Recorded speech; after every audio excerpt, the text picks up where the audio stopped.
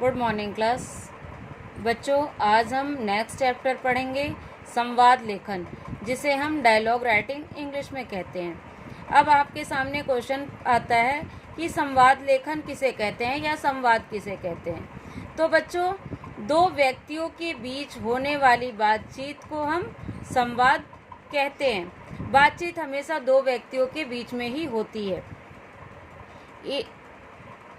दो पात्रों के बीच मौखिक रूप से कोई की गई परस्पर बातचीत को ही संवाद लेखन कहा जाता है। यह व्याकरण की एक नवीन विधा है जिसमें एक के बाद एक दूसरा अपनी बात कहता है। संवाद की भाषा सीधी, सरल और स्वाभाविक होती है।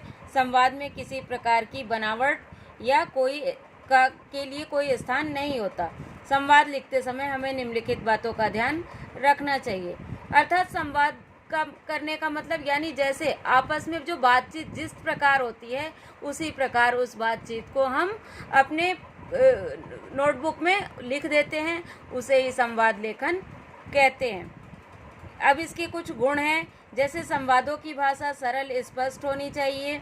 संवाद लिखते समय पात्रों की आयु पर भी ध्यान देना चाहिए और संवाद की भाषा प्रभावपूर्ण होनी चाहिए। छोटे छोटे वाक्यों का प्रयोग करना चाहिए। संवाद लिखते समय वाक्यों में विषय अनुकूल क्रमबद्धता और संबद्धता होनी चाहिए, यानी आपसे जैसा प्रश्न किया जा रहा है आपको वैसा ही उत्तर देना चाहिए। वाक्यों में विषय अनुकूल क्रमबद्धता और संबद्धता होनी चाहिए। वाक्यों में कहावतों तथा मुहावरों का प्रयोग भी किया जा सकता है। उचित संबोधन तथा अभिवादन का प्रयोग करना चाहिए।